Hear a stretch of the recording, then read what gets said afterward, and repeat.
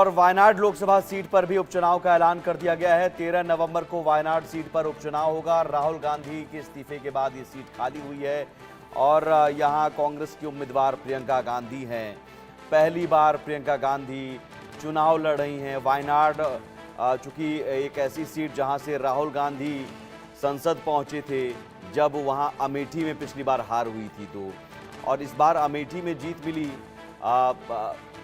रायबरेली में जीत मिली। अमेठी में भी कांग्रेस को जीत मिली और स्मृति ईरानी हारी, लेकिन अमेठी में केएल शर्मा जो कि सचिव रहते थे, किशोरी लाल शर्मा जीते वहां से, और उसके बाद एक तरीके से पुख्ता कर ली। और वायनाड भी सुमित अब एक तरीके से कांग्रेस परिवार की ही सीट समझी जाए, जिस तरह से समर्थन वहां पर है। तो उम्मीद करते हैं उन चुनाव में शायद प्रियंका को दिक्कत ना हो अगर प्रियंका वहां से उम्मीदवार बनती हैं। लेकिन हम जो लगातार स्क्रीन दिखा रहे हैं उन स्क्रीन को समझिए। महाराष्ट्र में 20 नवंबर को वोटिंग होगी, एक चरण में चुनाव होंगे। झारखंड में 13 और 20 नवंबर को वोटिंग होगी। नतीजे 23 नवंबर को आएंगे।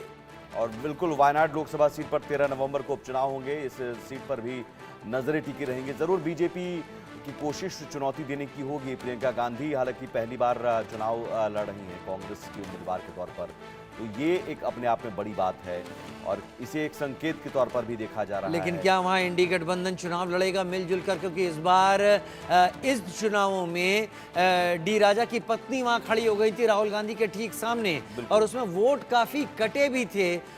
फिलहाल हरियाणा और जम्मू कश्मीर से जो नतीजे सामने आए हैं, इन नतीजों ने कांग्रेस को झटका दिया है। हालांकि जम्मू कश्मीर में जेकेएनसी को लीड मिली है, लेकिन कांग्रेस के पास नई सीट थी। बीजेपी सेकंड नंबर पे थी।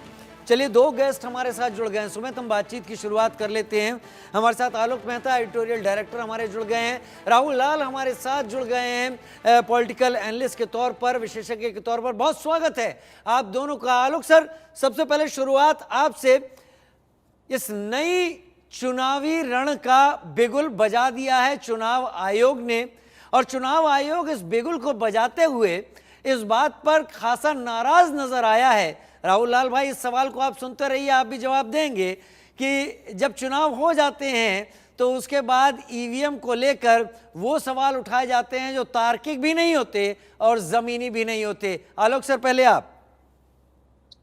देखिए, ये बड़ा दिलचस्प है। अच्छा है कि राजीव कुमार जो चीफ इलेक्शन कमिश्नर है, उन्होंने सवालों के जवाब में उन्होंने कहा वैसे मैं इस पर नहीं बोलना चाहता था, लेकिन पूरी प्रक्रिया। राजीव जी, आपको याद हो चुनाव के जब मतगणना के बाद भी जब ये बात हो रही थी तो हम लोगों ने बात की थी, और मैंने तब भी कहा था कि इसमें वहां पर उनके प्रतिनिधि उपस्थित होते हैं पेटी खोलने का। लेकिन आज उन्होंने बड़ा इससे भी आगे की बात बताई।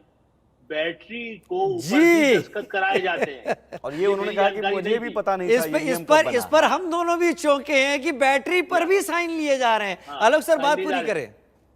तो इसलिए बैटरी पर, फिर उसके बाद जब मशीन जहां जाती है वहां से जो पूरी प्रक्रिया बताई, उसके बाद इस तरह की बातें। और ये अंत में हम भी यही कहते हैं कि जहां जीते वहीं सब कुछ अच्छा मशीन है, जहां नहीं जीते वहां है।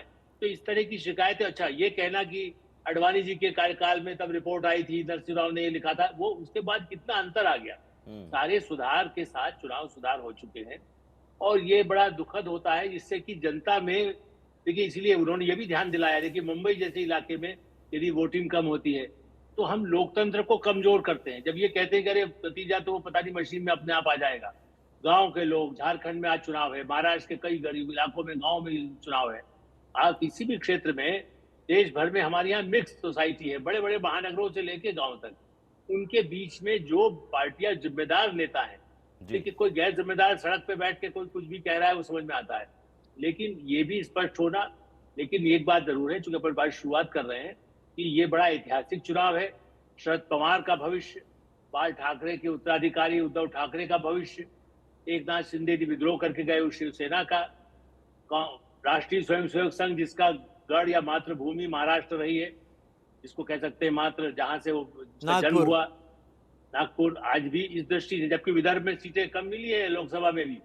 मैं इसलिए कह रहा हूं, यदि गड़बड़ करना होता तो आप ये बताइए कि अमेठी में जिस तरह से चुनाव हुए वहां पर तो बीजेपी आप जीत तो आप सकती थी, आप लेकिन बहुत बड़े सवाल की तरफ इशारा कर रहे हैं कि अगर एक चरण में चुनाव हो रहा है तो मराठवाड़ा कैसे रिएक्ट करेगा, विदर्भ कैसे रिएक्ट करेगा, या कोंकण कैसे रिएक्ट करेगा, ये महाराष्ट्र की राजनीति से बड़ा नया निकल कर आएगा आलोक सर।